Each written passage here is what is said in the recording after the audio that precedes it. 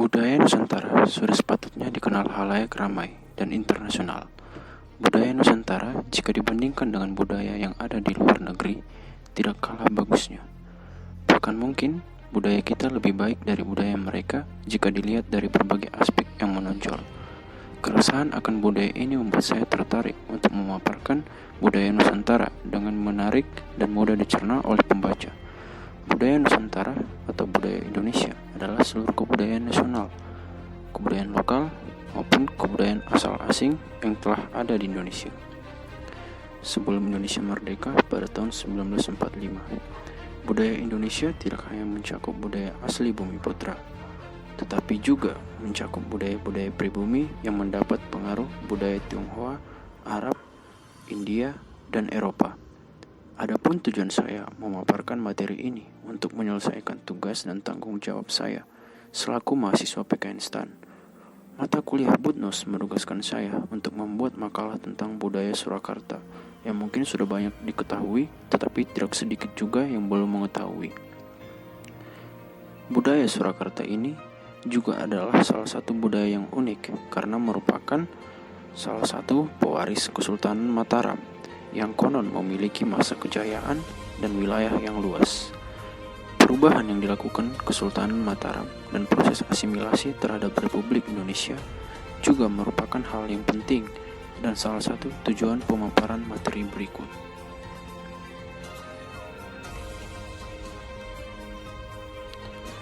Fakta demografi. Salah satu sensus paling awal di wilayah Residen Surakarta atau Residente Surakarta pada tahun 1885 mencatat terdapat 1.053.985 penduduk, termasuk 2.694 orang Eropa dan 7.543 orang Tionghoa. Wilayah yang seluas 5.677 km kubik ini memiliki kepadatan 186 penduduk per kilometer kubiknya. Ibu kota keresidenan tersebut sendiri pada tahun 1880 memiliki 124,41 penduduk. Jumlah penduduk kota Surakarta pada tahun 2010 adalah 500.421 jiwa, terdiri dari 270.721 laki-laki dan 281.821 wanita, yang tersebar di 5 kecamatan yang meliputi 51 kelurahan dengan daerah seluas 44,1 km². Perbandingan kelaminnya 96,6%, yang berarti setiap 100 orang wanita terdapat 96 orang laki-laki. Angka ketergantungan penduduknya sebesar 66%. Catatan dari tahun 1880 memberikan cacah penduduk 124,041 jiwa. Pertumbuhan penduduk dalam kurun waktu 10 tahun terakhir berkisar 0,565% per tahun. Tingkat kepadatan penduduk di Surakarta adalah 11.370 jiwa per kilometer kubik, yang merupakan kepadatan tertinggi di Jawa Tengah, atau kepadatan Jawa Tengahnya hanya 992 jiwa per kilometer kubik. Jika dibandingkan dengan kota lain di Indonesia, kota Surakarta merupakan kota terpadat di Jawa Tengah dan ke-8 terpadat di Indonesia, dengan luas wilayah ke-13 terkecil dan populasi sebanyak ke-22 dari 93 kota otonom dan 5 kota administratif di Indonesia. Sejarah budaya. Surakarta dikenal sebagai salah satu inti kebudayaan Jawa karena secara tradisional merupakan salah satu pusat politik dan pengembangan tradisi Jawa. Kemakmuran wilayah ini sejak abad ke-19 mendorong perkembangannya berbagai literatur berbahasa Jawa, tarian, seni boga, busana, arsitektur, dan bermacam-macam ekspresi budaya lainnya. Orang mengetahui adanya persaingan kultural antara Surakarta dan Yogyakarta, sehingga melahirkan apa yang dikenal sebagai gaya Surakarta dan gaya Yogyakarta. Di bidang busana, gerak tarian, seni, tata kulit, wayang, pengolahan batik, gamelan, dan sebagainya. Bahasa yang digunakan di Surakarta adalah bahasa Jawa dialek Mataraman dengan varian Surakarta. Dialek Mataraman juga dituturkan di daerah Yogyakarta, Semarang, Madiun, hingga sebagian besar Kediri. Meskipun demikian, varian lokal Surakarta ini dikenal sebagai varian halus karena penggunaan kata-kata krama yang meluas dalam percakapan sehari-hari, lebih luas daripada yang digunakan di tempat lain. Bahasa Jawa varian Surakarta digunakan sebagai standar bahasa Jawa nasional di Siname. Beberapa kata juga mengalami spesifikasi seperti pengucapan, kata enggeh, ya, bentuk ramah yang penuh. Berbeda dari beberapa varian lain yang melafalkan enjih, seperti di Yogyakarta dan Magelang. Dalam banyak hal, varian Surakarta lebih mendekati varian Madiun Kediri daripada varian wilayah Jawa Tengah lainnya. Kesenian.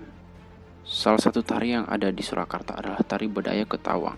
Tari Bedaya Ketawang merupakan tarian klasik Keraton Surakarta, sebuah kesenian adiluhung yang hanya dipertunjukkan untuk sesuatu yang khusus dan sangat resmi, yakni saat penobatan raja serta hari peringatan kenaikan tahta atau tinggalan dalam Jumenangan.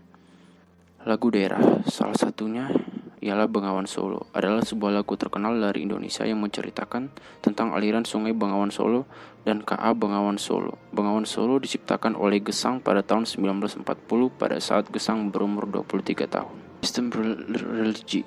Agama di Surakarta terdiri dari berbagai macam, yang mayoritas adalah Islam sebanyak 72,27%, berikutnya Kristen 26,34%, berikutnya Katolik 13,35%, berikutnya Protestan 12,99%, berikutnya Hindu 0,83%, berikutnya Buddha 0,18%, dan lainnya 0,01%.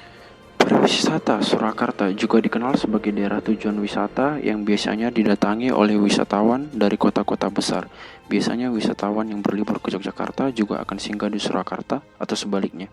Tujuan wisata utama kota Surakarta adalah Keraton Surakarta, Pura Mangkunegaraan, dan kampung-kampung batik, serta pasar-pasar tradisional lainnya. Wisata sejarah bekas pabrik gula bernama Detojomodo, Kolomadu, Karanganyar juga merupakan wisata favorit di Surakarta. Tantangan yang dihadapi budaya Surakarta adalah karena wilayahnya yang kecil, serta yang dicondongkan hanya lagunya, yaitu Bengawan Solo, sehingga orang-orang tidak mengetahui potensi budaya yang ada di Surakarta. Kita sebagai mahasiswa, saran saya harusnya mengkampanyekan budaya-budaya kecil yang tidak terlalu dikenal di Indonesia ataupun di internasional, seperti salah satunya budaya Surakarta ini. Saran saya terhadap budaya Surakarta, budayawan asli daerah Surakarta haruslah mengenalkan budayanya ke dunia luar, tidak hanya untuk anak cucunya sendiri, tetapi orang luar juga dapat mengenal budaya Surakarta dengan baik, sehingga potensi pariwisatanya juga dapat dikenal oleh orang-orang lain, termasuk saya sendiri yang berada dari daerah Sumatera. Sekian presentasi dari saya.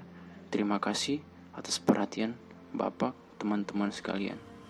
Sekian.